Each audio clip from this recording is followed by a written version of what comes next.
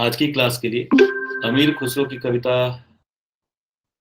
काहे को ब्याही विदेश रे पढ़ के आएंगे और कुछ कमेंट्स आपके मन में आना चाहिए इस कविता के संदर्भ में। कविता को पढ़ते हुए कुछ कमेंट्स आपके जहन में उठ होने चाहिए जो आप आज क्लास में हम सबसे साझा करेंगे। तो आप में से जो भी कविता पढ़ चुके हों,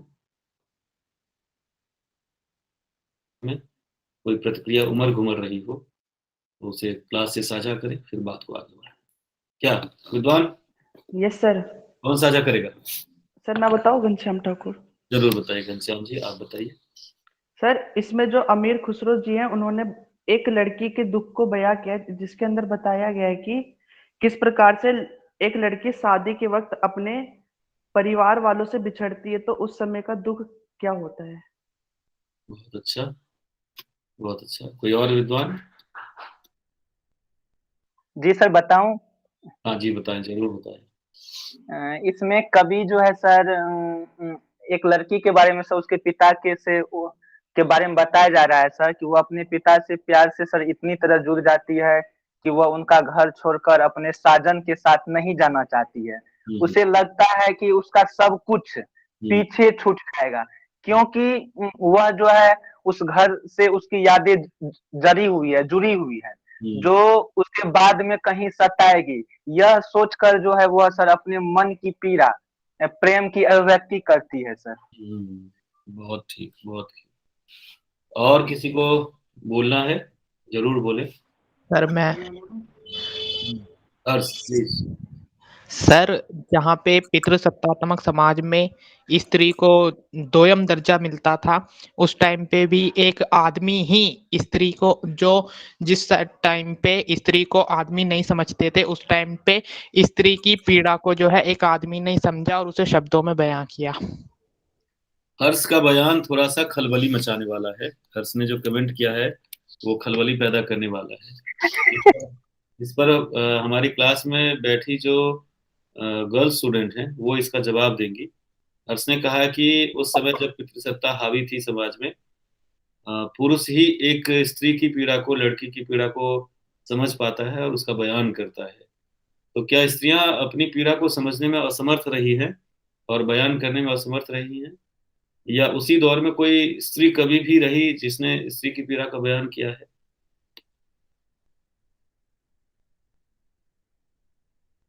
दीक्षा, जी सर। कोई कोई कमेंट आप लोगों की तरफ से? दीक्षा दे, चंचल दे, गुंजन दे, और भी हैं उनमें से कोई भी तो कमेंट करें। क्या स्त्रियां अपनी पीड़ा समझने में भी असमर्थ रहती है? बयान करना तो दूर की बात है, ऐसा है क्या? जैसे कि आज क्लास में नहीं सर, ऐसी बात की नहीं है। कविता पे कमेंट कीजिए, तो बेटी पर लिखी गई इतनी प्यारी और जो है संवेदनात्मक कविता है, और उस पर फर्स्ट हैंड जो बयान आया, कमेंट्स आए, सिर्फ लड़कों के आए, लड़कियों की तरफ से कोई बयान आया ही नहीं। और मुझे भी दरअसल हर्ष ने कह दिया, मुझे भी ऐसा लग रहा, मन में हुआ क्या कि एक पहली बात, क्या लड़कियों ने कविता ही नहीं पढ़ी, गर्ल स्टूडेंट ने हमारी कविता ही नहीं पढ़ी। दूसरा, मुझे लगा कि क्या कविता उन्होंने पढ़ी और फिर कुछ समझ में नहीं आया, उनके भीतर कोई संवेदना ही नहीं है, और जो संवेदना कवि बयान कर रहा है शायद उसे भी वो नहीं समझ पा रही है। ये मुझे भी लगा। तो इस पर कोई प्रतिक्रिया दीजिए आप लोग प्लीज।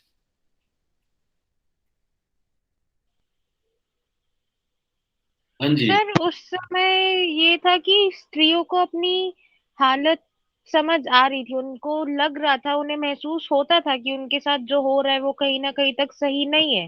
पर जैसा वो समाज था, जैसे हालात थे उस समय, उन्हें इतनी आजादी थी नहीं कि वो अपनी बातों को व्यक्त कर सके। तो वो उनके पास एक सहारा तक नहीं था। जैसे कि कविता में है कि वो उस स्त्री का जब पति मर जाता है, तो फिर उसके पास कोई ठिकाना नहीं होता जाने का, उसका मायका उसे अपना नहीं रहा, उसका ससुराल उसे निकाल रहा है, तो उसके पास कोई ठोर ठिकाना तक नहीं है। तो एक इमोशनल सपोर्ट के तौर पे भी उसके पास कोई है नहीं, तो वो अपनी बात कहे तो कहे किससे। ये एक बहुत बड़ी समस्या उसके अंदर चलती रहती है।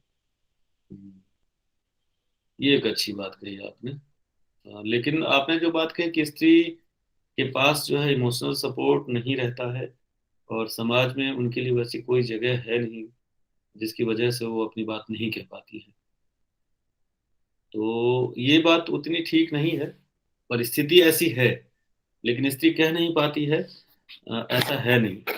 सनातन धर्म के भीतर जीते हुए और उसके मूल्यों को समझते हुए, सिर्फ मूल्यों को बिना समझे जीने वाली स्त्रियों ने कभी कुछ नहीं कहा। लेकिन आप देखेंगे, मैत्रेयी का नाम आप लोगों ने सुना होगा। दिल्ली विश्वविद्यालय में मैत्रेयी नाम का कॉलेज भी है। गार्गी का नाम आप लोगों ने सुना होगा। गार्गी के नाम पर दिल्ली विश्वविद्यालय में कॉलेज भी है। अपाला जी का, सर।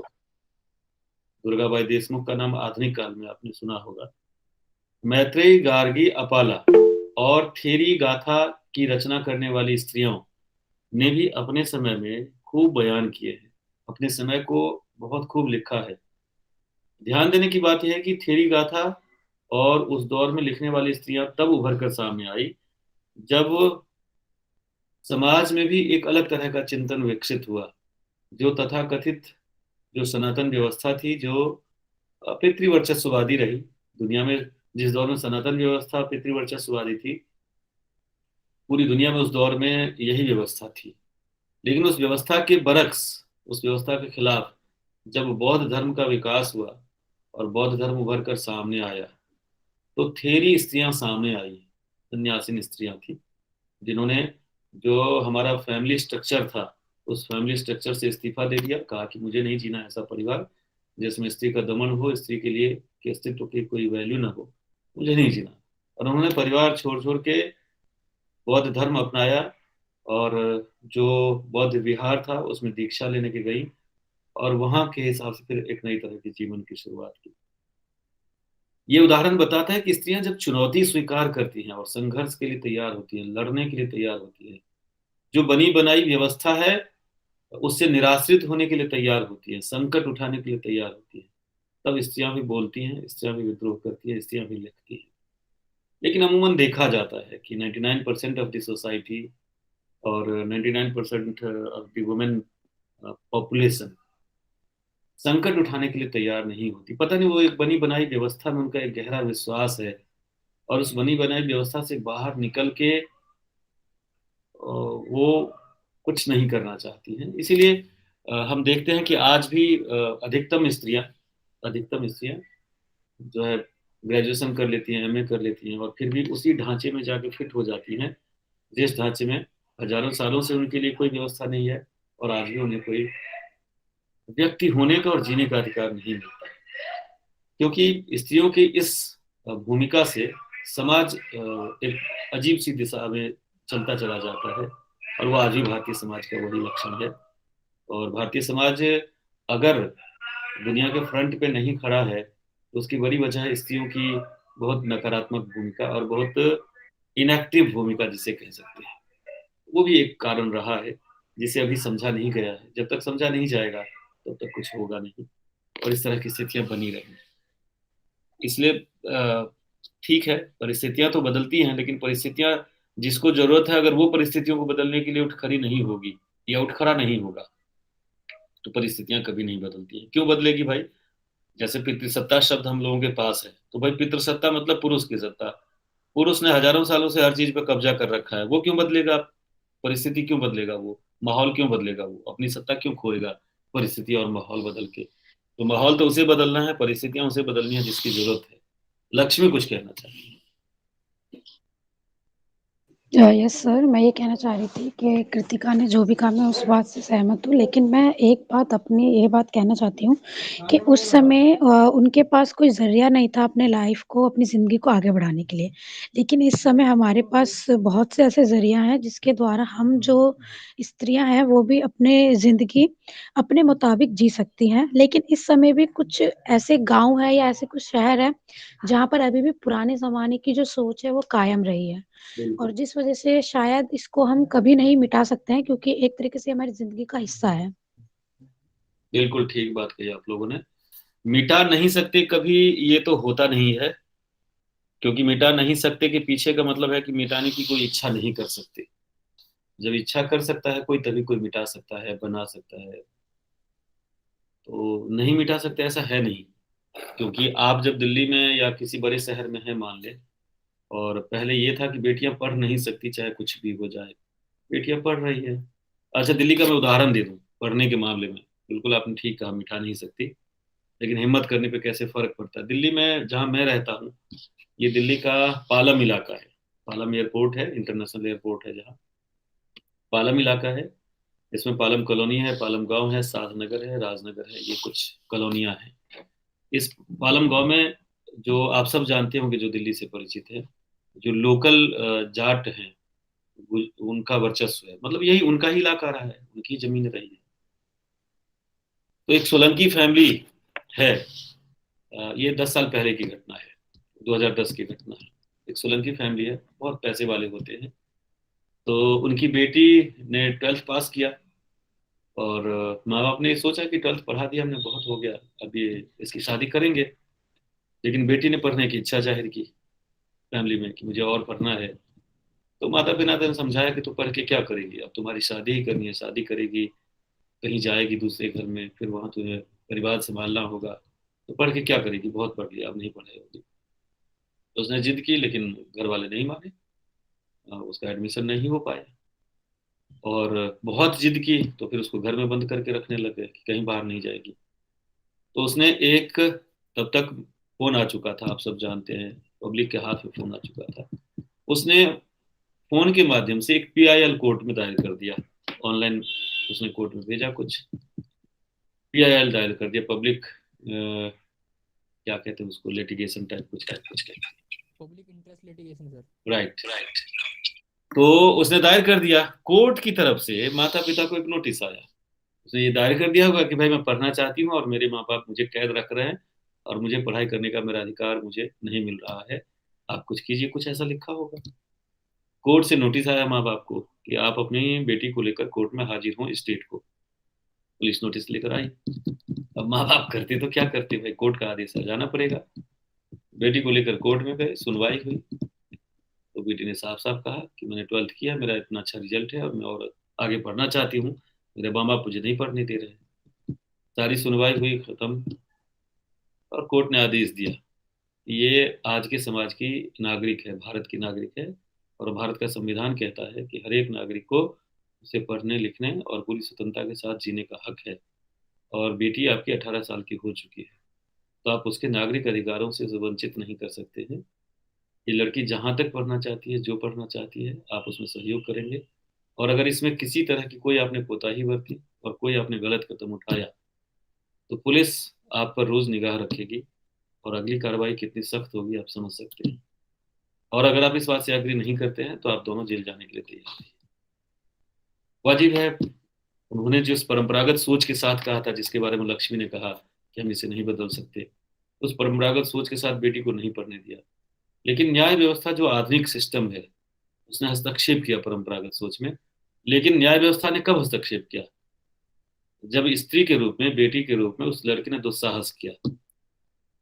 अगर वो परंपरा को मानती कि माँ बाप के खिलाफ जाना गलत होगा, मेरे बारे में लोग क्या सोचेंगे, मेरे माँ बाप की बदनामी हो जाएगी सोसाइटी में, अगर ऐसा सोच करके वो अपने मन को मार देती और अपने नागरिक होने के अधिकार को खत्म कर देती, नष्ट कर देती अपने ही हाथों, तो शायद वो लड़की भी नहीं पढ़ती, बाद में वो वकील बनी, वो नहीं पढ़ती, वो आगे नहीं बढ़ती, और आधुनिक नागरिक नहीं बन पाती।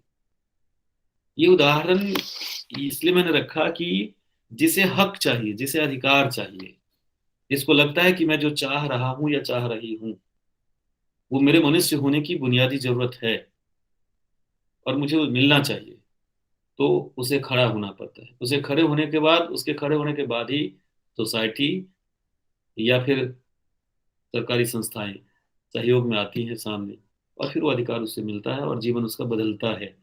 उसका जीवन बदलने के साथ साथ वैसे और उदाहरण आते हैं। अब आप उम्मीद कीजिए कि उस सोलंकी फैमिली में आगे जो भी बेटियां हुई होंगी, और अगर उन्होंने 12th के बाद कहा होगा कि मुझे और भी पढ़ना है, तो उस सोलंकी फैमिली ने और आसपास के जो लोग हैं, उन्होंने अपनी बेटियों को पढ़ाई करने से मना नहीं किया होगा। एक बेटी का उठ खड़ा होना, एक बेटी का दुस्साहस करना, एक बेटी का परंपरागत झूठी मर्यादा को तोड़ना, बाकी बेटियों के लिए दरवाजे खोल देता है। तो इस तरह से रास्ते फूटते हैं बेटियों को, इस तरह से, या किसी को भी, मैं अगर अपने अधिकार या अपने नागरिक होने के सुरक्षा को की उम्मीद रखता हूँ, और मैं मानता हूँ कि मैं तो ऐसे समाज से हूँ जिसमें भाई जो कमजोर वर्ग का आदमी है, उसे किसी हक को जीने का अधिकार ही नहीं रहा है, वो जिस वर्ग में या जिस जाति में पैदा हुआ है, उसे तो वैसे ही जीना पड़ेगा, अगर ये मैं मानकर बैठ जाऊंगा तो मुझे भी कोई हक नहीं मिलेगा, मेरा भी अधिकार सारा निरस्त हो जाएगा संविधान में होने के बावजूद। तो सभ्यता का इतिहास इस अर्थ में कुछ और आपको बताता है। और ये गीत जो अभी हम पढ़ने जा रहे हैं, ये गीत भी हमें अपने इतिहास के साथ साथ वर्तमान की तरफ लौटकर सोचने के लिए भी कहते हैं। आखिर क्या कारण है कि क्लास हुई, ये कविता पढ़ने के लिए कहा गया, सबने पढ़ा, कमेंट करने के लिए कहा गया, तथाकथित बेटे यानी कि लड़के यानी कि पुरुष लगातार कमेंट कर रहे हैं पूछे जाने पर, और बेटियां चुपचाप दुबक के बैठी हुई है कि कोई और ही बोलेगा, मैं तो नहीं बोलती। उनके मन में शायद ये भी एक थोड़ा सा वो हो कि मैं बोलूंगी तो पता नहीं क्या गलत बोल दूंगी, मैं जो बोलूंगी पता नहीं वो सच होगा कि नहीं, सही होगा कि नहीं। तो जब तक इस सही बात को लेकर के भी आप जब तक अपने मन के संकोच के दरवाजे तक तोड़ने में इनकार करती हैं, क्लास में बोलना है ये तो बहाना है कविता। बेटियों के भीतर से तो हजार बातें निकलनी चाहिए थी इस कविता के माध्यम से, लेकिन सारी बेटियां क्लास में चुप हैं। और बेटे जिनको इससे थोड़ा सा लॉस ही उठाना पड़ेगा, क्योंकि बहन बराबरी का अधिकार मांगेगी, तो लॉस किसको होगा? उसी बेटे को जो सब कुछ मिलना था। तो बेटा लॉस की शर्त पर बहन के बारे में बोलने के लिए तैयार है, घर की बेटी के बारे में बोलने के लिए तैयार है, लेकिन बेटी अपने आकांक्षा को दबाते हुए चुप्पी का रास्ता अपनाती है। ये एक फर्क है बड़ा सा, आज भी नागरिक होने के नाते एक बड़ा सा फर्क है। आप बेटी हैं किसी की, पोती हैं किसी, कोई आपकी माँ है, पिता है, कोई आपका चाचा है, इसका मतलब ये थोड़ी होता है कि इस धरती पे आने के बाद आप एक मनुष्य सबसे पहले हैं, उन्हीं की तरह, माँ बाप की तरह, चाचा की तरह, भाई की तरह, ताऊ की तरह। और जब आप मनुष्य के रूप में विकसित हो रहे हैं तो मनुष्य होने के अधिकार के साथ जीना आपका सबसे पहला हक है, और आपके माता पिता चाचा का दायित्व है, क्योंकि वो नागरिक बना रहे हैं ना, आपको देश का नागरिक बना रहे हैं। तो जब वो देश के नागरिक के तौर पर आपका विकास कर रहे हैं, इस धरती पर आपको लाए, तो अपने दायित्व से कैसे मुकर सकते हैं कि नागरिक होने के जो आधुनिक सेंस हैं, नागरिक होने का जो आधुनिक मतलब है, उस रूप में आपका विकास नहीं करेंगे। तो वो अपने दायित्व से अगर मुकर रहे हैं तो आपका काम है कि उन्हें याद दिलाइए कि मैं बतौर नागरिक आपसे मेरा ये अपेक्षा बनती है, आप प्लीज मुझे सहयोग कीजिए। आप कहेंगे नहीं तो बटुआ दबा के बैठे रहेंगे, सिर्फ इस चिंता में कि बेटी की शादी में मुझे लाखों खर्च करना, मैं आगे पढ़ाऊंगा तो पैसा खत्म हो जाएगा। बनिस्बत इस बात में विश्वास करने की जगह है कि भाई बेटी भी पढ़ लिख जाएगी, स्वावलंबी हो जाएगी, तो अपना लिए अच्छा लड़का खुद भी ढूंढ सकती है, तो मैं बेटी को पहले अच्छा बनाऊं, लड़का तो अपने आप मिल जाएगा। इस चीज में विश्वास करने की जगह, जब वो विश्वास करेंगे तब समाज में धीरे धीरे धारणा बदलेगी। कई बार होता है कि बेटी अगर ज्यादा पढ़ लिख जाए, पुलिस में नौकरी करे, या फिर वकील बन जाए या डॉक्टर बन जाए, तो कई बार शादी के लिए लड़के ढूंढने में दिक्कत आती है। लेकिन ये एक दो पीढ़ियों को तो टकराना होगा मूल्यों से, मूल्यों से टकराए बिना तो नए मूल्य अर्जित किए नहीं जाते, 55 खंबे लाल दीवारें उपन्यास की तरह। बहरहाल, हम लोग बात कर रहे थे काहे को ब्याही विदेश रे, लखी बाबुल मेरे। इस पे हमने एक पैराग्राफ पे हमने बात की थी, पहले पैराग्राफ पे, जिसमें हमने पढ़ा था, हम तो बाबुल तोरे बागों की कोयल, कुहुक कुहुक घर जाऊं रे, लखी बाबुल मोरे। हम तो बाबुल तोरे खेत की चिड़िया, चुगत चुगत उड़ी जाऊं रे, लखी बाबुल मोरे। हम तो बाबुल तोरे बेले की कलियां, जो मांगे चली जाऊं रे, लखी बाबुल मोरे। हम तो बाबुल तोरे खूटे की गैया, जित हाँ को हक जाऊं रे, लखी बाबुल मोरे। इसमें आप देखिए कि बेटी अपने होने की पहचान किन किन चीजों से कराती है। एक व्यक्ति और नागरिक होने के रूप में बेटी की पहचान क्या हुआ करती थी। बेटी जब अपने बारे में तुलना करती है, जब हम शिवाजी के बारे में बात करेंगे तो कहेंगे शिवाजी सिंह के समान थे, और जब बेटी अपने बारे में बात करना चाहती है कि मैं क्या थी तुम्हारे घर में, तो क्या क्या उदाहरण देती है अपने बारे में, अपने अस्तित्व को बताने के लिए क्या क्या उदाहरण देती है। कोयल का उदाहरण देती है, जो कुहुक कुहुक कर मीठी आवाज में पूरे घर को मिठास से भर देती थी। चिड़िया का उदाहरण देती है, जिसका अपना कोई ठिकाना नहीं होता, इस डाल से उस डाल, इस खेत से उस खेत, दाना चुगते हुए यात्रा पर ही रहती, उसका कोई स्थायी निवास नहीं होता। बेटियों की यह अस्मिता थी समाज में। तीसरा उदाहरण आता है जब वो अपने बारे में कहती है, तो बेले की कलियां फूल की कली की तरह है, जिसे जो भी आता है तोड़ने के लिए डाली लेकर, वो उसके साथ ही चली जाती, उसी पूजा में शामिल हो जाती है। और पहले जो पैरा है, अंतरा है गीत का, उसका जो अंतिम उदाहरण है, खूंटे की गैया, बेटी गाय की तरह होती थी, जैसे गाय आज इस खूंटे पर है, मालिक ने बेच दिया दूसरे खूंटे पर, दूसरे से भी बिकी तीसरे खूंटे पर। खूंटा दर खूंटा बदलता रहता था, लेकिन उसके अपने जीने की इच्छा का कोई सम्मान नहीं था। एक बड़े बिंब है। इसका आध्यात्मिक अर्थ है जो हम पहले सांसारिक अर्थ करने के बाद उसके आध्यात्मिक अर्थ पे जाएंगे, क्योंकि अमीर खुसरो ने लिखा है, सूफीज्म से प्रभावित एक कवि ने लिखा है, और कोई भी गीत बिना आध्यात्मिक भाव के वो नहीं लिखता था। उसके पीछे एक आध्यात्मिक सोच उसकी होती थी। तो उस आध्यात्मिक अर्थ में उसके क्या मायने हैं, क्या अर्थ है, उस पर भी बात करेंगे। लेकिन पहले गीत में, गीत का पहला जो अंतरा है उसमें आप देखिए, तो बेटी अपने आप को किन उदाहरणों से अटैच करती है, अपनी पहचान किस रूप में बताती है? कोयल के रूप में, चिड़िया के रूप में, फूल की कली के रूप में, और गाय के रूप में। ये बेटी के उदाहरण है, बेटी के होने की पहचान है, कि जब तक वो बाबुल के घर में है, माता पिता के घर में है, तो कोयल की तरह कुहू कुहू कर, चहक चहक कर पूरे घर को खुशी से अपनी मीठी आवाजों से भर देती है। चिड़िया की तरह दाने चुगती है, फिर किसी और पे, फिर किसी और पे चली जाती है। मतलब कोई स्थायी तो कुछ उसने मांगा ही नहीं। उसके कहने का मतलब ये है। फूल की तरह जब जिसने चाहा तोड़ के भगवान को अर्पित कर दिया, वहां जाने के लिए तैयार है। यह है बेटी के हालात बाबुल के घर में। और अंतिम इस पैरे में, खूंटे की गैया है बेटी। बात ये नहीं है कि बेटी शादी होकर कहीं जा रही है, उसकी पीड़ा भीतर से आप समझने की कोशिश की थी। एक कवि जिस संवेदना को रखना चाहता है, जब तुलसीदास ने लिखा, शायद रामचरितमानस में है, ढोल गंवार शूद्र पशु नारी सकल तारना के अधिकारी। तो ये मध्यकालीन जीवन में, समाज में जो स्त्री का यथार्थ था, शायद उसको यही कहना चाहते थे। लेकिन इस पंक्ति के लिए तुलसीदास की बहुत लानत मलामत की। किसने की लानत मलामत? पहले दलितों ने की, और फिर बाद में जब स्त्री विमर्श पैदा हुआ 1990 के आसपास से भारत में, यानी स्त्रियां खुद के बारे में बोलने लगी, स्त्रियों ने खुद के बारे में सोचना सीखा। स्त्रियों को जो अब तक जैसे बताया जाता था कि स्त्री ये होती है, ये होती है, ये होती है, जब उसकी उन्होंने खुद रीडिंग की, कि अगर कहा जाता है कि स्त्री देवी होती है, स्त्री माँ होती है, स्त्री का बेस्ट जो रूप होता है वो माँ का रूप होता है, फिर स्त्री को ऐसे रहना चाहिए, स्त्री को ऐसे पहनना चाहिए, स्त्री को ऐसे उठना चाहिए, इसको ऐसे करना चाहिए। जब स्त्रियों ने खुद रीडिंग की उसकी, तो पता चला कि स्त्री की जितने आइकॉनिक छवि बनाई गई है, और स्त्री के बारे में जो जो दिशा निर्देश दिए गए होने के बारे में, वे सब स्त्रियों को एक निश्चित दायरे में कैद रखती हैं। उनसे स्त्री का कोई अपना व्यक्तित्व नहीं बनता है। स्त्रियां हमेशा किसी दूसरे से डिफाइन होती हैं। स्त्रियों का अपना कोई व्यक्तित्व नहीं बनता है, स्त्री की अपनी कोई पहचान नहीं बनती है। और इस रूप में स्त्री अपनी जीवन आकांक्षा जिसे कहते हैं, अपने जीवन के सपने जिसे कहते हैं, उसे कभी जी नहीं सकती। और एक पुरुष को अपनी सत्ता को बनाए रखने के लिए और अपने जीवन में उच्च आकांक्षाओं को पाने के लिए इसी तरह की स्त्रियां चाहिए, घर के लिए समर्पित। घर में जितनी औरतें हैं, घर की सेवा में लगी हैं, घर को बनाने में लगी हैं। औरतों का क्या बन रहा है जीवन में, औरतों का अपना क्या जीवन हो रहा है?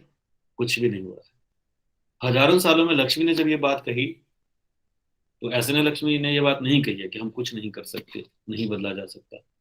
हजारों सालों में ये एक अब मनोविज्ञान बन गया है पूरे समाज में, जिसे 20वीं शताब्दी ने तोड़ा है। लेकिन हजारों सालों में ये मनोविज्ञान बना कि स्त्री चाहकर भी कुछ नहीं कर सकती, इसलिए उसे जो भूमिका दी गई है वो उसे निभाती रहे, यही उसकी पहचान है।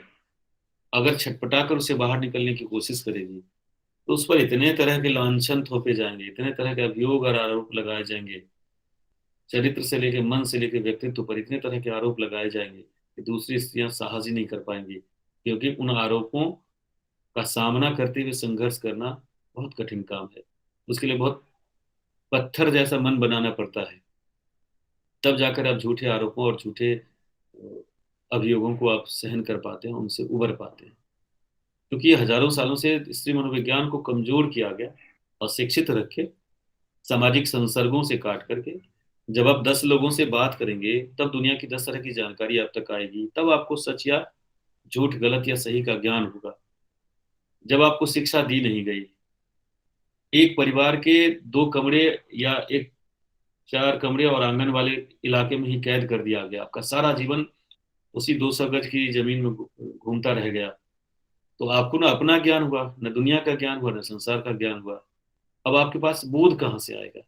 इसलिए आप सोच ही नहीं सकते कि आप क्या हैं, आप नहीं हैं, आप कुछ भी नहीं सोच सकते। तो जब ये कहा लक्ष्मी ने, तो ये इसके पीछे ये उदाहरण भी आते हैं कि स्त्री को किस किस रूप में देखा गया, स्त्रियां किस किस रूप में घर को भरती रही हैं।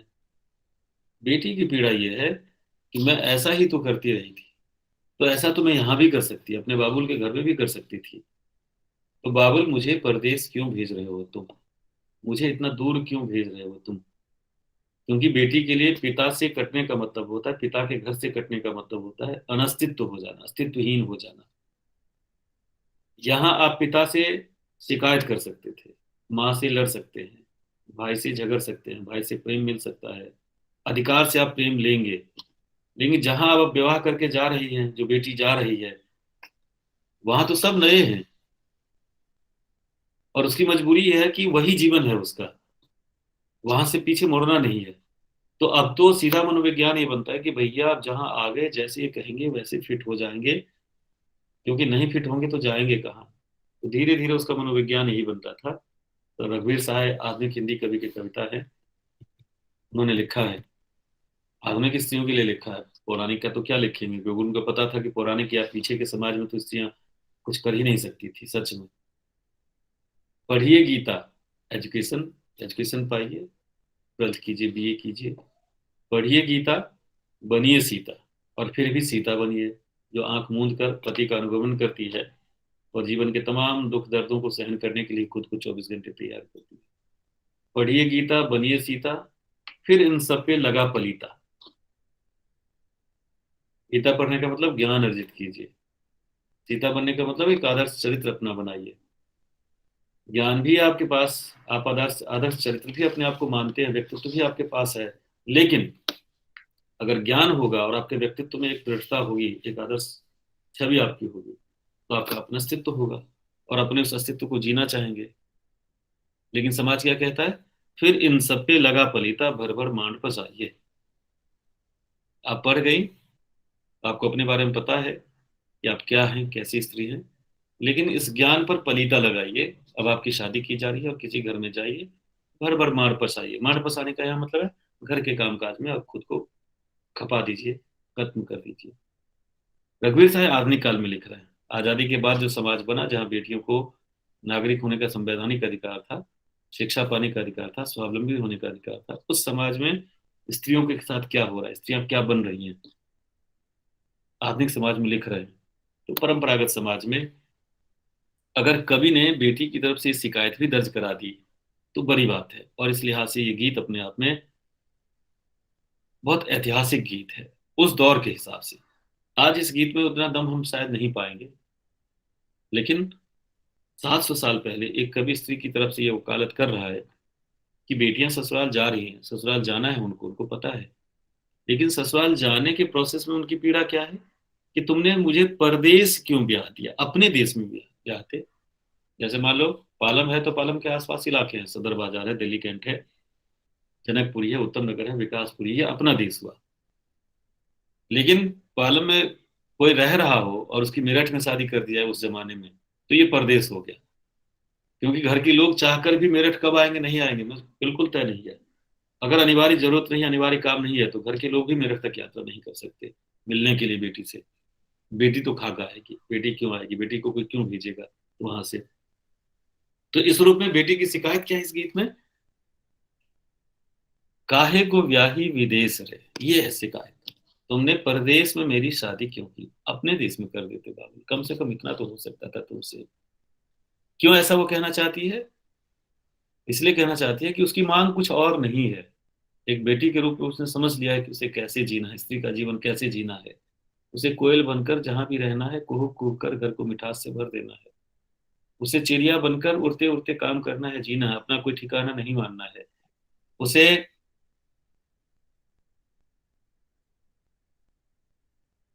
कलियां बनकर फूलों की तरह सबके गले का हार बनना है, सबको खुशबू से भर देना है।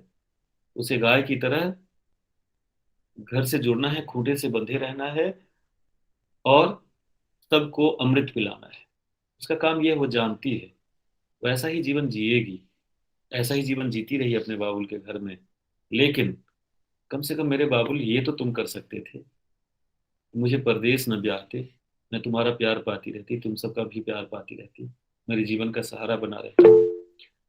और सच बात है, जो बार बार व्यवस्था की बात आती है स्त्रियों की, भाई स्त्रियों की व्यवस्था क्यों न हो, जिनसे उन्हें ताकत मिलती, जो उनकी बात सुनते, जो उनके पक्ष में खड़े होते, वे सारे के सारे तो छूट गए मैके में।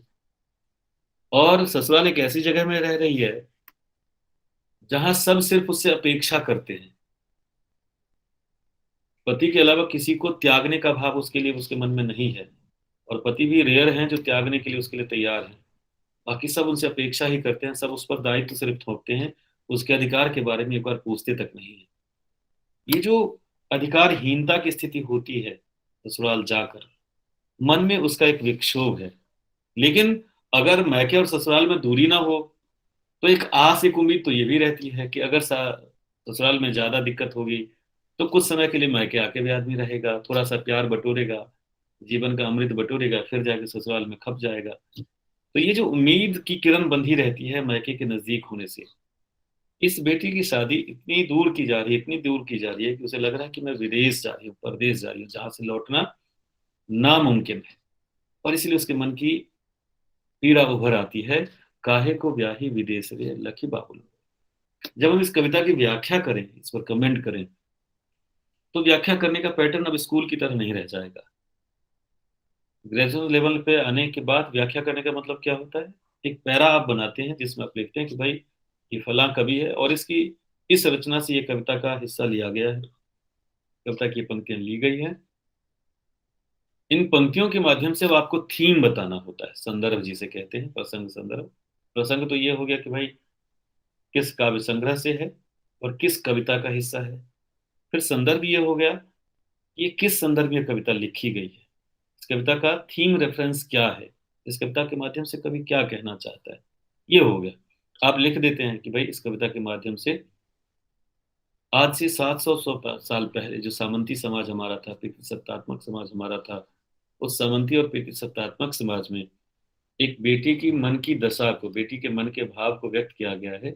उस बेटी के मन के भाव को जिसकी अभी अभी शादी हुई है और वो ससुराल के लिए विदा होने जा रही है, और इस बीच उसके मन में पीड़ा ये उभर आती है कि कम से कम मेरे माँ बाप मुझे अपने आसपास तो ब्याहते, मुझे परदेश क्यों ब्याह रहे हैं, विदेश क्यों भेज रहे हैं, जहां से मैं लौट कर फिर से उनसे कभी कोई प्यार ही नहीं पा सकता। ये जो उसके मन की पीड़ा है उसे इस कविता में व्यक्त किया गया है।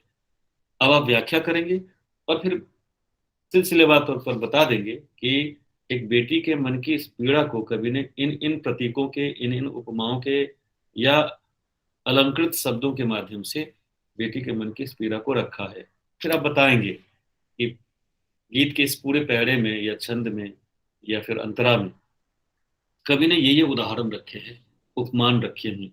जैसे हमने कहा कि कोयल का उपमान है, चिड़िया का उपमान है, फूल का उपमान है और गाय का है। गाय। और इस तरह से बेटी को चिड़िया, फूल, कोयल, गाय, इसमें रिड्यूस किया गया, दिखाया गया कि बेटी दरअसल इस तरह की अस्मिता जी की थी। मैंने तुलसीदास की पंक्ति का उदाहरण दिया था, ढोल गंवार शूद्र पशु नारी सकल तारना के अधिकारी। तुलसीदास ने क्या लिखा कि जो मिडिवल सोसाइटी है, मध्यकालीन समाज है, उसमें स्त्रियों को कैसे देखा जा रहा है, स्त्री किस कोटि में है, ढोल, ढोल को जब तक थाप नहीं मारेंगे आवाज नहीं निकलेगी। गंवार व्यक्ति जो अज्ञानी है, मूर्ख है, जड़ है, उसके पास कोई हुनर नहीं है, कोई समझ नहीं है, तो कोई काम करता है और अपने तरीके से करता है, जो कोई तरीका होता ही नहीं, गलत काम होता है, उसे भी दंड दिया जाता है। क्योंकि जो सामने काम करा रहा है उसकी भी अक्ल उससे थोड़ी ही ज्यादा है, तो वो हुनर सिखाकर उससे काम लेने की जगह वो सिर्फ काम लेना जानता है, ये काम कर दो। अरे भाई उसके पास हुनर नहीं है, वो करेगा तो गलत ही करेगा। अब गलत उसने किया तो फिर प्रताड़ना उसको मिली, दंड उसको मिला। ढोल गंवार शूद्र, शूद्र जो समाज में श्रमिक वर्ग था, उत्पादक वर्ग था, जो सब कुछ करता था लेकिन अधिकार उसके कुछ भी नहीं थे। उसने कभी कोई बात उठाई, कोई अधिकार मांगा, उसको प्रताड़ित कर दिया जाता था। अब प्रताड़ित कर दिया गया तो फिर अगली बार कोई दंड न मिल जाए इस भय से चुपचाप रहता था, मुंह बंद करके जीता था। नारी, स्त्रियां, स्त्रियों की भी कम अक्ल क्या होती थी, उनको भी कोई अक्ल नहीं दी।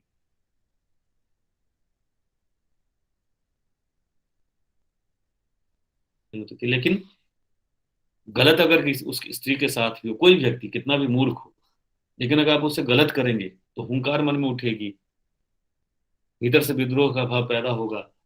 अब आप उसे बांध कर रखना चाहते हैं तो डरा कर, धमका कर, प्रताड़ित करके ही बांध कर रख सकते हैं अपने वश में। सर काल में जो स्त्रियां थी, जो शूद्र थे, दलित थे, वंचित थे, और जो पशु थे, उनकी कोटि एक थी मध्यकालीन समाज में। तुलसीदास ये बताना चाहते हैं और एक बड़ी सच को सामने लाना चाहते हैं। सकल तारना के अधिकारी, ये सब के सब तारण, प्रतारण के अधिकारी हैं।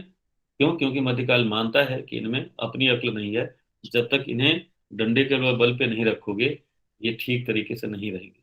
ये मध्यकालीन समाज का सच था जिसे तुलसीदास ने लिखा।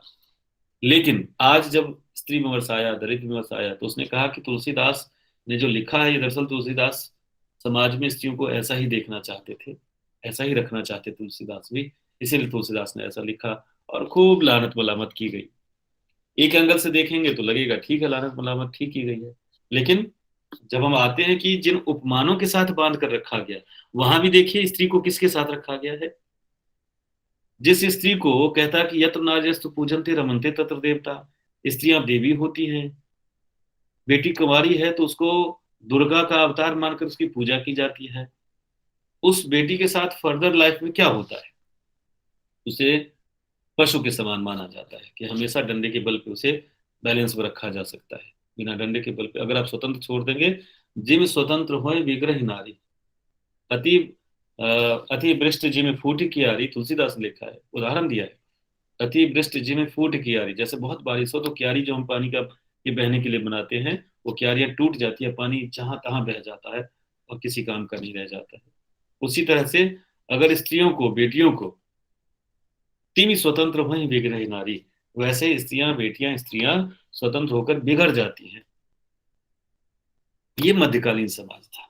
उस मध्यकालीन समाज में जब खुसरो भी लिखते हैं, जो तुलसी से पहले लिख रहे हैं, वो भी जब स्त्री को बताते हैं, स्त्री के मन की पीड़ा का बयान करते हैं और स्त्री के मुख से कहलाना चाहते हैं कि मुझे क्या समझा जा रहा है, तो उनके यहाँ भी उपमान जो आए हैं, जो प्रतीक आए हैं, वही आए हैं। कोयल, गाय, चिड़िया, इस तरह के उपमान आए हैं। इन उपमानों में ही स्त्री होने की पीड़ा, स्त्री होने का अस्तित्व, स्त्री होने का बोध छुपा हुआ है। आप सिर्फ इतना बता दीजिए, बात खत्म हो जाती है। ये व्याख्या होती है। इस पहले पैरा के बारे में किसी को कोई कमेंट, कोई कुछ कहना हो, जैसा कि हर्ष ने हाथ उठा रखा है। सर मैं ये कहना चाहता हूँ कि ये जो परदेश शब्द है, सॉरी विदेश का यूज किया है कवि ने यहाँ पे, तो विदेश का मतलब दूसरा घर भी तो हो सकता है ना। दूसरा घर क्यों होगा? दूसरा घर दूसरा घर होता है, आसपास का घर आसपास का घर होता है, क्योंकि उसी समय विद्यापति भी लिख रहे हैं और उनकी कविता की एक पंक्ति है, बालम जाव विदेश रे। मैं याद करके आपको सुनाता हूँ, पंक्ति है। विदेश शब्द का उस समय दरअसल बहुत इस्तेमाल हुआ विद्यापति की कविता में, अध्ययमान की कविता में, और सब में ये दिखा जा रहा है कि व्यापार के लिए पति विदेश जा रहा है, दूसरा घर नहीं है। और विदेश जाने सर का विदेश को तो परदेश कहते हैं ना, पर, विदेश को ही परदेश कहते हैं सर। बिल्कुल, परदेश विदेश सब एक ही शब्द है, अलग अलग समय पर अलग अलग तरीके से इस्तेमाल करते हैं। विदेश दूसरा घर नहीं है। आध्यात्मिक अर्थ में लेंगे तब ईश्वर का घर होगा, फिर ये लोक नहीं रह जाएगा। अगर आप इतना अर्थ विस्तार करना चाहते हैं तो करिए, और लेकिन वो आध्यात्मिक अर्थ में आएगा फिर, और ये हमारा अपना घर है, लौकिक घर है, और वो विदेश फिर ईश्वर का घर हो जाएगा। तो वहां घर वो शब्द दिया जा सकता है। लेकिन जब सांसारिक अर्थ में आप देखते हैं तो विदेश का वहां सेंस परदेश है, अपना देश नहीं। और मैंने कहा ना, तो विदेश का जब बात की जा रही है तो मध्यकाल में विदेश का मतलब क्या होता था। आज से 30, 40, 50 साल पहले मैंने कहा था कि गुड़गांव से जब कोई दिल्ली आता था तो कहता था परदेश जा रहे हैं। क्यों? क्योंकि यातायात संचार का की इतनी सुविधा नहीं थी। जाता था तो फिर आने का। जी सर। मध्यकाल में जब बहुत ज्यादा दूर का इलाका पड़ता था तो विदेशी कहलाता था। आपको ये भी बता दूं कि शाहजादा आलम शहादरा से पालम, एक समय शाहजादा आलम जो दिल्ली के सुल्तान थे, उनका देश कितना बड़ा था, पालम से लेकर शहादरा तक देश था। तो देश का ये सेंस 18वीं शताब्दी में था। तो उस समय जब कोई केंद्रीय सल्तनत ठीक ठीक थी नहीं और छोटे छोटे देश देश में भारत में उभरे हुए थे, तो देश एक छोटी इकाई के तौर पर मौजूद था ही, लेकिन सामाजिक जीवन में जब एक जगह से दूसरी जगह बहुत दुर्गम रास्ते से गुजरता हुआ बहुत दूर में ठहरता हो, तो उसे भी विदेश के सेंस पर देखा। दूसरा घर तो आप जो कह रहे हैं वो सामान्य बात है, मैके से ससुराल ये दो घर तो है ही, लेकिन दूसरा घर इतना दूर है, इतना दूर है, यही तो सेंस है इस कविता में, कि दूसरा घर यानी कि ससुराल इतना दूर है कि वापस लौट कर मैके आने का ख्याल भी उसके मन में नहीं बस पा रहा है, और उसकी पीड़ा उभर जा रही है। काहे को ब्याही विदेश रे, ये है। तो विदेश in the sense of distance है, और डिस्टेंस इतना कि जिसे संचार साधन के अभाव में पाटा नहीं जा सकता था। आज ही मान लो सामान्य माँ बाप हैं और उनकी बेटी अगर मुंबई में ब्याह दी जाए, तो सामान्य माँ बाप कहाँ जा पाते? मुंबई नहीं जा पाते। ट्रेन है, एरोप्लेन है, लेकिन उनके लिए तो ट्रेन और एरोप्लेन नहीं है। वो मध्य वर्ग के लिए ट्रेन और एरोप्लेन है, नहीं जा पाते हैं। उन बेटियों को तो विदेश जैसा ही लगेगा, जहां उनको अपने देश की कोई खबर तक नहीं मिलेगी, या उनके लिए आना संभव नहीं हो पाएगा। तो ये मध्यकालीन फिनोमेना है, मध्यकालीन देश काल है, जिसमें इतनी दूरी कि बेटी वापस आने की संभावना नहीं देख पाती है, तो उसके भीतर वो विदेश जैसा फीलिंग पैदा होता है। और विदेश है क्या? यही विदेश बोध है। वरना आज विदेश क्या है? आप ही सोचो, टिकट कटवाओ और दूसरे दिन अमेरिका पहुंच जाओ। आज विदेश का मतलब इतना ही रह गया ग्लोबलाइजेशन के दौर में, लेकिन कल ये विदेश नहीं था। और इतनी सुविधा के बावजूद अमेरिका अमेरिका ही लगता है। माँ बाप जो यहाँ बैठे रहते हैं, और बच्चे अगर अमेरिका इंग्लैंड में कहीं पढ़ रहा हो, तो मन में उतनी ही दहशत रहती है कि पता नहीं क्या होगा, कैसे होगा वहां पर, कुछ हो गया तो हम तो देख भी नहीं पाएंगे। तो ये भाव अगर आज अमेरिका इंग्लैंड को लेकर एरोप्लेन की सुविधा के बाद है, तो उस समय बैलगाड़ी भी सबके पास नहीं होते थे। उसमें उस दूरी में यात्रा करना और जाके रहने की बात सोचना, जहाँ माता पिता भी शायद आएंगे कि नहीं आएंगे। बल्कि ये भी होता था, आपको जानकारी दे दूं, कि जब गौना होता था या दुरागमन होता था, तो घर से कोई छोड़ने भी नहीं जाता था। क्यों? क्योंकि आएगा फिर कैसे वापस। सामान्य घरों में कोई छोड़ने भी नहीं जाता, क्योंकि आएगा कैसे वापस? इतनी दूरी यात्रा के लिए उसके पास अपना कोई साधन है नहीं, और अकेले वापस कैसे आएगा? रास्ते दुर्गम है, कोई ठिकाना नहीं है। आपको ये सब बातें, दरअसल ये कविता है तो इसके बहाने बात होती है। आप देखेंगे इसी वजह से जो हमारे बहुत सारे मूल्य थे वो क्यों बने थे ऐसे। जननी जन्मभूमिश्च स्वर्गादपि गरीयसी, जो अपना जन्मभूमि है वो स्वर्ग से भी महान है। क्योंकि आप स्वर्ग की यात्रा कर ही नहीं सकते। स्वर्ग मतलब जो और भी देश में या दुनिया में बहुत अच्छी जगह है।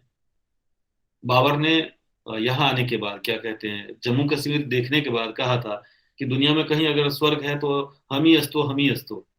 यानी कि जम्मू कश्मीर में ही, दुनिया में कहीं भी स्वर्ग हो सकता है तो जम्मू कश्मीर में है।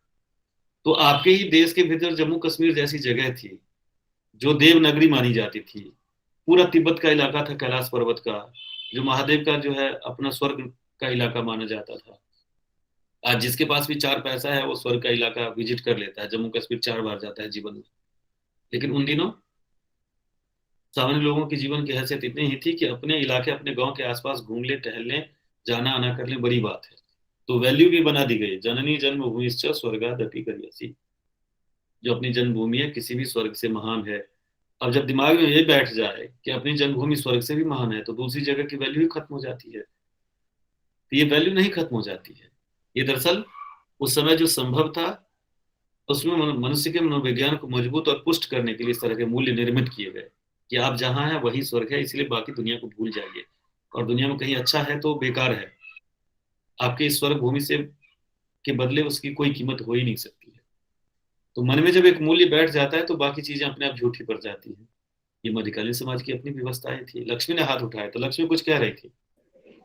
जी सर, मैं बस इतना कह रही थी कि जो परदेशी जो शब्द जो प्रयोग किया गया है, उसका एक अर्थ ये भी हो सकता है कि एक ऐसा स्थान जिसके बारे में हम ना जानते हो, ना हमें कुछ पता हो। एकदम सही बात, एकदम सही बात है। जैसे ससुराल का संबंध है, संदर्भ है, तो उसमें तो ये बात बिल्कुल आएगी, एकदम सही बात है। ये भी आएगा। देखो, परदेश या विदेश शब्द है, इसको कई अर्थों में, जैसे कि हर्ष ने कहा कि दूसरे घर के अर्थ में भी तो लिया जा सकता है। आपने कहा कि ऐसी जगह जिससे आपका कोई जान पहचान नहीं, बिल्कुल अनजानी सी जगह आपके लिए, वो भी परदेश है। हमने कहा ऐसी जगह जो मध्यकालीन हिसाब से बहुत दुर्गम है, जहां से जाना आना फिर संभव ना हो पाए, वो भी विदेश है कई अर्थों में। और चौथा मीनिंग ये भी आएगा, जब आध्यात्मिक अर्थ आप इसका करेंगे तो चौथा मीनिंग ये भी आएगा कि खुदा का घर विदेश है, जहां जाना है सबको और जहां से फिर वापस लौट के नहीं आना है। और ये अपना देश है जहाँ 4 दिन के लिए हम आए हैं। यही नहीं यार, रहना दिनचारी, जब पद्मावती कहती है अपने सखियों से, या सखियां पद्मावती से कहती हैं कि यही नहीं यार, रहना दिनचारी, कि इसने है जो मैका है इसमें 4 दिन ही तो रहना है। आध्यात्मिक अर्थों में वही तो बात है, ये जो दुनिया है जिसमें हम जी रहे हैं इस शरीर के साथ, बस 4 दिन के लिए आए, 4 दिन के मेहमान हैं, फिर तो वहीं जाना है, खुदा के घर में, भगवान के घर में, ईश्वर के घर में। तो इस अर्थ में विदेश ईश्वर का घर हो जाएगा, देश ये अपना पृथ्वी लोक हो जाएगा जहाँ हम लोग हैं। बहुत खूब, अच्छा अर्थ आप लोगों ने किया है इसका, इसीलिए मैं विद्वान कहता रहता हूँ बीच बीच में। हाँ जी, कृतिका कुछ कह रही थी आप। कृतिका,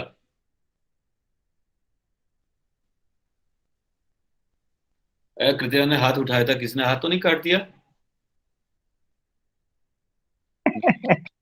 चलिए, कृतिका ने हाथ उठाया होगा, फिर अभी कहीं और दिमाग डाइवर्ट हो गया होगा। फिलहाल एक जो अंतरा है, या कहें एक छंद है, या जो एक गीत बंद है, हमने उसे पढ़ा और देखा कि उसमें कितने गहरे अर्थ छुपे हुए हैं। स्त्री जीवन की मार्मिक पीड़ा छुपी है, प्रेम पाने की एक दुरासा छुपी हुई है, और अपने होने का एक अस्तित्व बोध भी उसमें उतनी ही गहराई के साथ मौजूद है।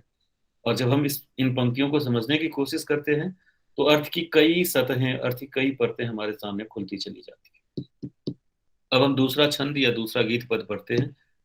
लाख की बाबुल गुड़िया जो छाड़ी, छोड़ी सहेलिन का साथ, लखी बाबुल मेरे, महल तले से डोलिया जो निकली, भाई ने खाई पछार, लखी बाबुल मोरे। आम तले से डोलिया जो निकली, कोयल ने की है पुकार, लखी बाबुल मोरे। नंगे पांव बाबुल भगत आवे, साजन डोला लिए जाए रे, लखी बाबुल मेरे। इसमें जो अब उदाहरण आए हैं, जो उपमान दिए गए हैं अपने मन के भाव को बताने के लिए, वे भी अलग तरह के हैं। अब जब घर छोड़ रही है, जिस बाबुल के घर में वो थी तो किस रूप में थी, पहले उसने ये बताया, अपने बारे में बताया कि जब मैं थी तुम्हारे पास तो मैं किस तरह से थी।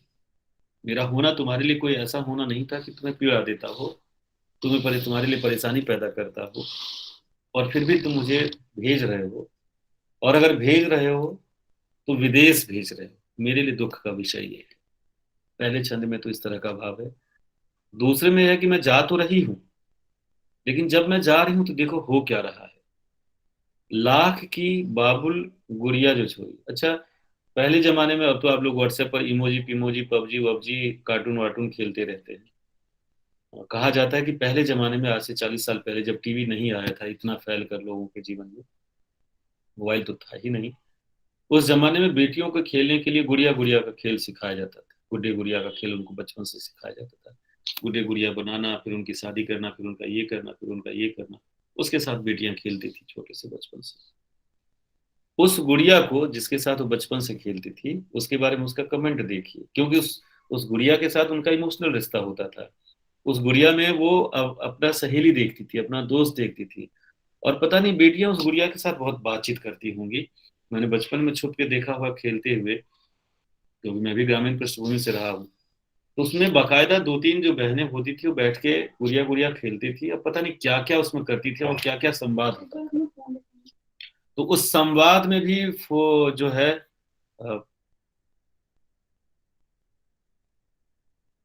एक सेकंड आप लोग रुकेंगे, मैं थोड़ा सा, हाँ, तो हम जो मैं आपको बता रहा था कि उनके जीवन को भरा जाता था गुड़ियों के खेल से।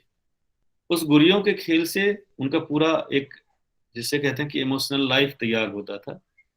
संबंधों की एक दुनिया उस गुड़िया के माध्यम से वो जीती थी।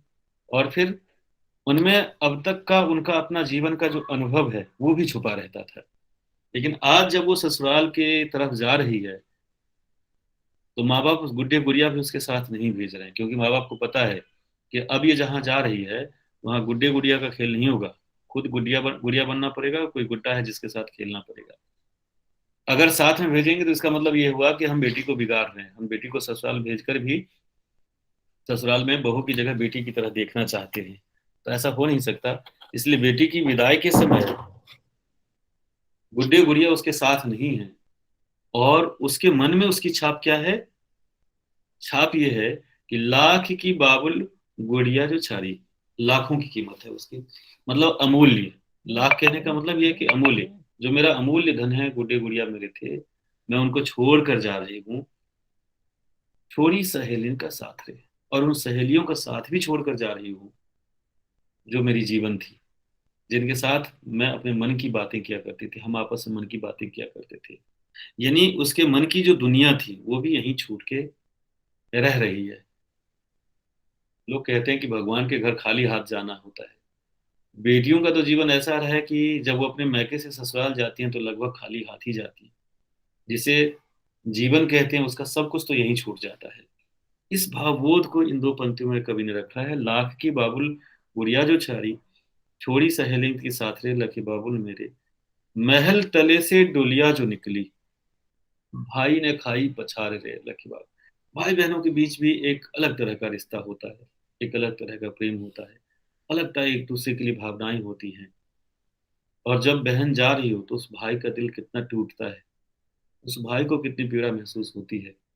क्योंकि सुबह शाम जिसके साथ खेलना, उठना, बैठना, बातें साझा करना, बचपन से जो अपने सारे अनुभव साझा करते हैं, तो भाई बहनों के बीच भी एक अलग तरह की बॉन्डिंग बनती है, एक अलग तरह की दुनिया होती है।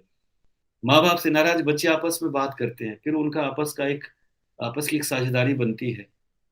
भाई की भी तो सारी दुनिया लुट रही है जब बहन जा रही है तो, और बहन के जाते भाई भी पछाड़ खा रहा है रोते हुए। तो कह रहे कि इतना बड़ा प्रेम भी मैं छोड़ कर जा रही हूँ। भाई के पछाड़ खाने का यहाँ पर जिक्र करने का मतलब क्या है कि प्रेम का इतना बड़ा भंडार है मेरा भाई, जो मेरा जीवन था, मैं उसे भी छोड़ के जा रही हूँ। मेरे बाबुल देखो तो मैं क्या कर रही हूँ, मेरे साथ क्या हो रहा है। ये देखो, ये हर से एक बदमाशी कर रहा है और लिख रहा है कि सर दहेज भी जाता है लड़की की शादी में। सर दहेज भी, और जब भी आती है घर में तो भी बहुत सारे कपड़े वगैरह भी तो ले जाती है। है ना, लूट के जाती है घर को। तुम ये कहना चाहते हो? खाली हाथ तो नहीं जाती सर, हर बार जब तक वो बूढ़ी नहीं हो जाए तब तक भी उसके साथ कपड़े तो जाते ही हैं। देखो, बेटी के साथ जो पर जा यहाँ पे तो कपड़ों की बात नहीं हो रही ना। बात कपड़ों की नहीं है हर्ष। और जो तुम दहेज कह रहे हो, उस दहेज से बेटी का कितना रिश्ता होता है तुम भी जानते हो। वो दहेज तो एक शर्त होती है, लड़के वालों के द्वारा रखी जाती है कि तुम दहेज नहीं दोगे तो तुम्हारी बेटी को हम अपने घर के लिए स्वीकार नहीं करेंगे। तो उस दहेज का उस बेटी से क्या लेना देना अभी। सर इमोशंस की बात है। हाँ, क्या कहा कार्तिक? सर इमोशंस की बात है। बिल्कुल इमोशंस की बात है। और अभी मैं एक उदाहरण देता हूँ, ये बागपत की बात है, दिल्ली से लगा हुआ है बागपत। बागपत की बात है। दिल्ली यूनिवर्सिटी से लड़की पीएचडी कर रही थी लॉ में, कानून में, और लड़का जो है साइंटिस्ट कहीं था। दोनों की शादी तय हुई, और लड़के वालों ने कुछ पैसे और एक पजेरो गाड़ी मांगी थी। हाँ, पजेरो। तो पैसे तो पिता ने इकट्ठा करके जो मांगे थे वो दे दिए। पजेरो गाड़ी के लिए पिता ने कहा होगा कि मैं कुछ दिनों के बाद दे दूंगा, ये वो टाइप का। सर हाँ विनीत। सर ये घटना तो अभी की है जस्ट। अभी सप्ताह 10 दिन की बात है ये। अब वो फिर घटना, हाँ सर, वो हरियाणा में रहते अपने चाचा के पास लड़की है वो समझौता भी हो ताऊ के गया, पास। लड़के और लड़की वालों के बीच समझौता भी हो गया। लेकिन मैंने कहा जब हाँ लेकिन सर वो मेरे हिसाब से तो दबाव में हुआ है वो। दबाव में ही हुआ है। अब देखो, पुलिस और समाज तो दबाव बनाए और नहीं सकते। और सर मेरे हिसाब से फिर शादी मतलब ये दोबारा करेंगे तो वे चल भी नहीं सकती वो। वही मैं कह रहा था, जो अभी हर्ष ने, हाँ, हर्ष ने कहा कि दहेज भी साथ जाता है, तो मैंने दहेज का उदाहरण दिया कि दहेज से बेटी का क्या संबंध होता है। तुम जरा ये देखो कि अगर दहेज पूरा नहीं हुआ तो उसकी बेटी की जिंदगी बर्बाद हो गई। बाप पूरा नहीं कर सकता था, कारण क्या है, नहीं है, उसके 75 व्याख्याएं आई हैं, उसके बारे में तो हम लोग अलग से बात करेंगे। लेकिन एक उदाहरण है आज का मतलब आज का, बिल्कुल आज का उदाहरण है कि बाप एक हिस्सा दहेज का देने के लिए तैयार है, दूसरा हिस्सा बाद में देने की बात सोचता है। बात शायद हो चुकी थी, लेकिन लड़के वालों को हमेशा डाउट रहता है कि एक बार बेटी को ये विदा कर देगा तो देगा कि नहीं देगा। इसीलिए बेदी पर पहुंचने से पहले, मंडप में पहुंचने से पहले वो चाहते हैं कि भाई उस चीज की भी तुम पूरा करो, नहीं करोगे तो हम बेदी पर नहीं आएंगे, मंडप में नहीं आएंगे, शादी नहीं करेंगे। और उस लड़की के साथ ऐसा हुआ। अब बताओ कि वो जो पैसे, गहने और गाड़ी जाती, उसका उस बेटी से क्या लेना देना था? कोई लेना देना नहीं है। सर वो मैंने भावनात्मक रूप में कहा था कि जो है दहेज भी जाता है, ये व्यंग्यात्मक नहीं था, ये वो था भावात्मक। नहीं, लेकिन मैं ये कह रहा हूँ कि वो भावनात्मक नहीं है, सही में वो व्यंग्यात्मक ही है। बाप भी तो सोचता है कि इतना दहेज देकर के बेटी की शादी कर रहा हूँ, वो भावनात्मक कर रहा है। लेकिन बेटी के जीवन में वो व्यंग्य पैदा करता है, विद्रूपता पैदा करता है। मैं ये कह रहा था, आपकी बात को मैं सही कह रहा था। जो व्यंग्यात्मक आपने होने से मना किया है, दरअसल वो व्यंग्यात्मक ही होता है। समाज भी देखता है कि और इतने पैसे देकर के बेटी की शादी की, गाड़ी देकर के बेटी की शादी, गहने देकर के सर बेटी, और समाज ये देखने नहीं जाता है कि उस बेटी के साथ एक्चुअल में हो क्या रहा है। क्योंकि जिसे आपने गहने सोने पैसे गाड़ियां दी हैं, वो तो व्यापारी निकला। वो तो उसका जीवन साथी है ही नहीं भाई, वो तो व्यापारी है, व्यापार करने आया था। आपकी लड़की को, लड़की भी ले गए, सामान भी ले गए, और कीमत भी आपसे ही ले गया उल्टा। ऐसा व्यापारी निकला वो। उस व्यापारी के घर में बेटियां क्या है, और बेटियां उससे पहले पहुंचे, व्यापारी का जो है दिमाग फिर गया, उसने कहा कि ना, रिश्ता नहीं होगा। तो दहेजों का इसी तरह का नौटंकी है। वरना आप कल्पना करो, आप लोग एक एक मिनट के लिए कहूँगा, आप कल्पना करो। मैंने कहा कि प्रकृति ने हम सबको दो रूपों में रचा है, स्त्री और पुरुष के रूप में। और हम लोग जीवन में, कोई पुरुष बिना स्त्री का और कोई स्त्री बिना पुरुष के जीवन में कभी भी पूरा जीवन नहीं जी सकता है। एक अधूरापन का एहसास ही उसे बना रहेगा, प्राकृतिक रूप से, मानसिक रूप से, सांस्कृतिक रूप से, हर तरह से। जब प्रकृति हम दोनों को एक दूसरे की जरूरत के तौर पर निर्मित करती है, तो ये व्यापार करने कौन बीच में आ जाता है भाई? क्या लड़का का बाप जो बेटी के बाप से इतना पैसा मांगता है, दहेज मांगता है, उसको लड़की की जरूरत नहीं है बेटे के लिए जीवन में? अगर लड़की की जरूरत है, तो जितनी जरूरत लड़की को लड़के की है, उतनी ही जरूरत तो लड़के को भी लड़की की है। तो फिर इसमें बीच में सोना चांदी, पैसा, गहना, गाड़ी घोड़ा, ये सब कहाँ से आ गया? सर फिर इसका मतलब लड़के तो बिकते हैं, लड़कियां खरीदती है। एग्जैक्टली, लड़के बिकते हैं। और इस बिके हुए पर हमारा जो मिथिलांचल का इलाका है, इस बिके होने पर सर सरकारी नौकरी भी तो खरीदा जाता है। और सर फिर लड़की उसके लिए अमूल्य होती है। ये गलत ढांचा है हमारे समाज का, कि हम बेटियों को सर भी। सरकारी नौकरी भी तो खरीदा जाता है। क्या खरीदा जाता है? सरकारी नौकरी। हाँ, एक साथ कई बातें जुड़ेंगी। कहने का मतलब कुल यही है कि दूसरा जो हमारा गीत वाला छंद है, उसमें ये उदाहरण बनकर आता है, जिसमें जब लड़की घर छोड़ती है तो धीरे धीरे उसका क्या क्या छूटता चला जाता है। और जो भय, जो इमोशनल जो फियर है जो उसके मन में है कि मुझे विदेश भेजा जा रहा है, जैसा कि लक्ष्मी ने कहा कि विदेश का मतलब एक ये भी हो सकता है कि ऐसी जगह जो आपके लिए अनजानी हो, जहाँ आपको कोई जानता पहचानता ना हो, आप किसी को जानते पहचानते ना हो। यही फियर का कारण है, यही डर का कारण है। यही जो इसमें भावना पैदा हुई है कि मुझे विदेश क्यों भेज रहे हो, देश क्यों नहीं, देश मतलब आसपास के इलाके होते हैं, क्यों नहीं। ये उस डर का कारण यही है, जो दूसरे पैरा में आ रहा है कि लाख की बाबुल गुड़िया जो छारी, छोरी सहेली की साथ रे। असल सहेली, दोस्त का मतलब होता है कि दुख भी है तो हम साझा कर सकते हैं, और साझा करने से दुख का वजन थोड़ा कम होता है, रास्ते मिलते हैं, कुछ सुझाव मिलता है, और उससे जीवन के नए रास्ते भी खुल सकते हैं। लेकिन जैसे बेटी विदेश भेजी जा रही है, जहां भेजी जा रही है, वहां ये साझा करना, सुझाव पाना, रास्ते खुलना सब बंद हो जाएगा। इसीलिए सहेली का छूटना दुख का विषय है उसके लिए। गुड़िया का छूटना उसके लिए दुख का विषय है, ग्रेट लॉस है उसके लाइफ का, जिसकी तरफ वो इंगित करना चाहती है। महल तले से डोलिया जो निकली, भाई ने खाई पछाड़। भाई बहन का रिश्ता कोई डिफाइन कर सकता है, और भारत में भाई बहन का रिश्ता कितना बड़ा माना जाता है। तो साल में दो दो पर्व त्योहार होते हैं भाई बहन के रिश्ते को लेकर के। आप समझ सकते हैं कि इस रिश्ते को कितनी पवित्रता और कितने इमोशनल तरीके से हम लोग जीते हैं, हमारा समाज जीता है। उस समय इस रिश्ते का क्या हाल होता होगा जब बेटियां इतनी दूर ब्याह जाती दी जाती होंगी। आम तले से डोलिया जो निकली, कोयल ने की है पुकार रे लखी बाबुल मेरे। अब प्रकृति के साथ संबंध, आज से 700 साल पहले जो हमारा जीवन था, प्रकृति के बहुत नजदीक था। हम सबका जीवन, पूरे देश का जीवन, पूरी दुनिया का जीवन प्रकृति के नजदीक था।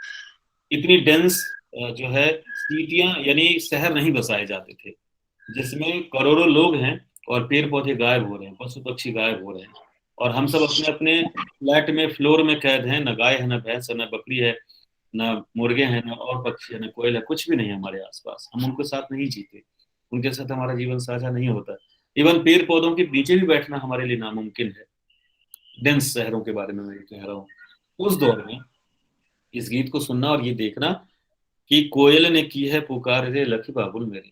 जैसे पेड़ के नीचे से डोली निकलने लगी, कोयल ने देखा होगा, जिसके साथ बचपन से कुहू कुहू किया होगा, कोयल को भी पहचान होती है। आप कुत्ते को 4 दिन एक रोटी दे दीजिए, कुत्ता आपके पीछे पीछे घूमता रहता है, आप गुजरते हैं तो पूंछ हिलाता है, वो आपके पास आ जाता है। मतलब पशु पक्षियों में भी एक इमोशनल अटैचमेंट होता है, एक संवेदनशीलता होती है, वो भी आती है, उभर कर आती है। कालिदास ने एक नाटक लिखा है अभिज्ञान शाकुंतलम, और उसमें उन्होंने दिखाया है कि कैसे जब शकुंतला ससुराल की तरफ जाने लगती है तो हिरन रोने लगते हैं, उसके आंचल पकड़कर पीछे की तरफ खींचने लगते हैं, जिन हिरणों के साथ वो बचपन में खेला करती थी।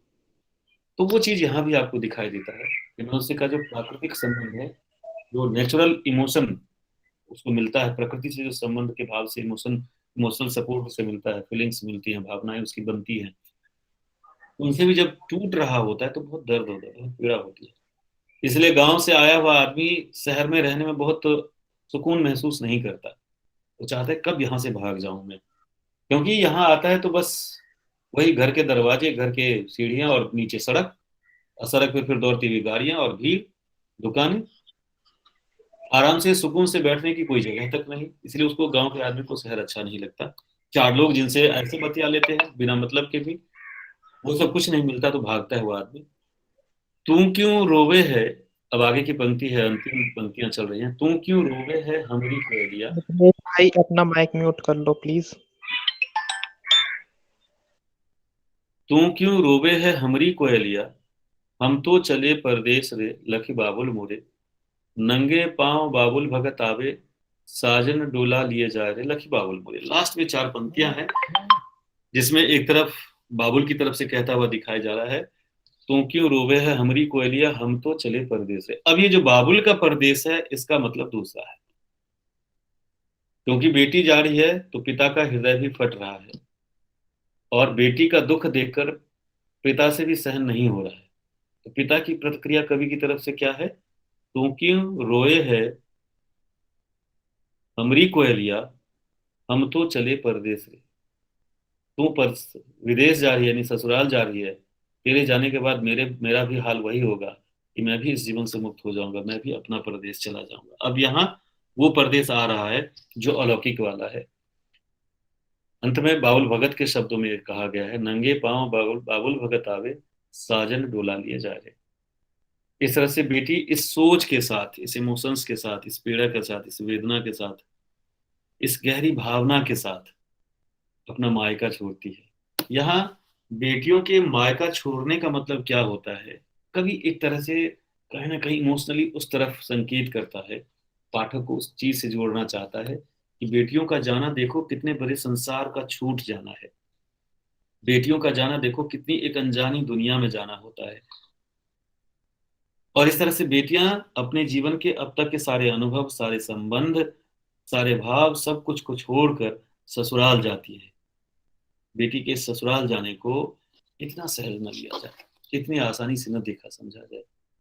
और इस तरह से एक जो स्त्री जीवन है उसके बारे में एक मार्मिक संवेदना इस पूरी कविता में उभर कर सामने आती है, जिसे पढ़ते हुए कई लोग इस तरह के गानों को सुनते हुए भीतर से रोने लग जाते हैं, जो माँ बाप टाइप के लोग होते हैं, या जो बेटियां ऐसी होती हैं जिनका सच में ससुराल अच्छा नहीं मिला होता है। जब इस तरह के गाने सुनती है उनका हृदय और फटने लगता है, क्योंकि उनको अपनी पीड़ाएं याद आ जाती है, क्योंकि उन्हें अपनी स्थितियों का एहसास हो जाता है, क्योंकि उन्हें फिर सारा अपना अनुभव याद आने लगता है कि सच में जब हम अपने माता पिता के देश में थे, अपने माता पिता के घर में थे, तो हम क्या थे, और यहाँ आकर हम क्या हो गए।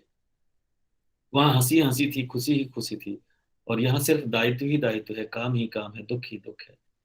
और जैसे ही दोनों स्थितियां टकराती हैं, उनके आंखों से आंसू फूट पड़ते हैं, और महादेव वर्मा लिखते हैं, मैं नीर भरी दुखी बिद्री उमरी।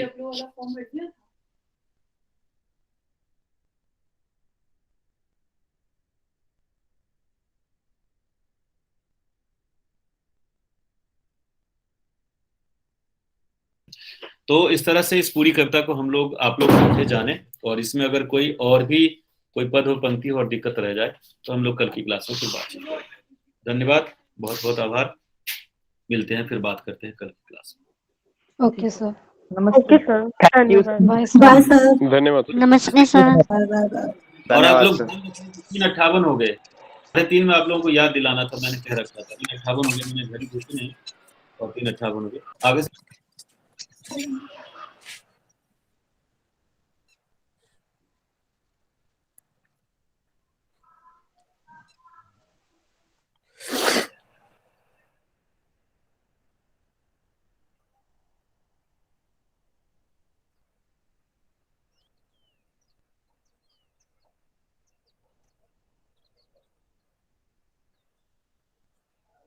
सर गए? हाँ 1 मिनट।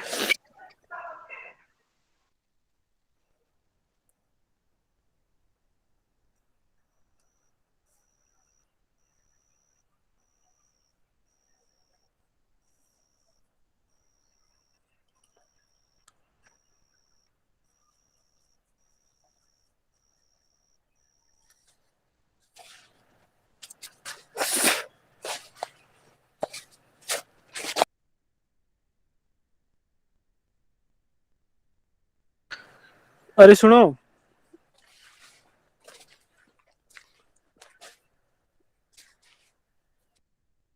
हेलो।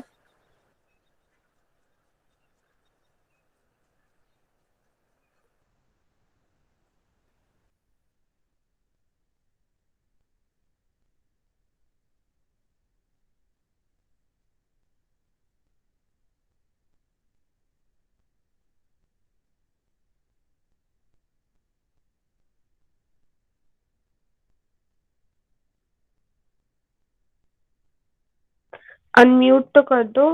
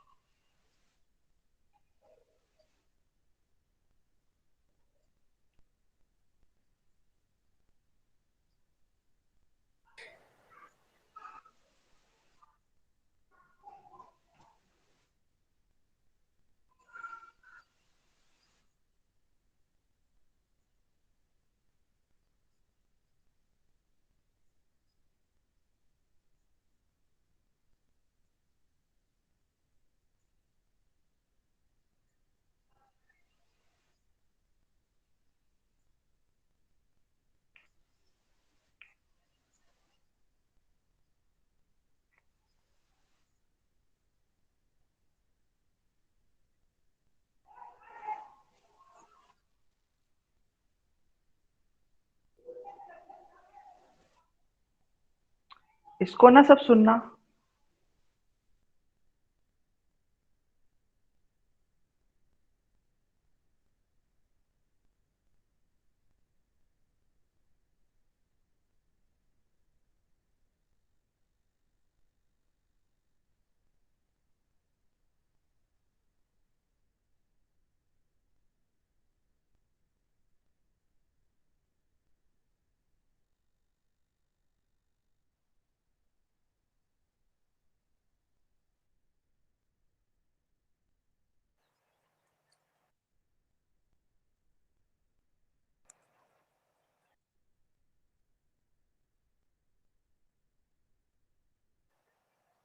हेलो।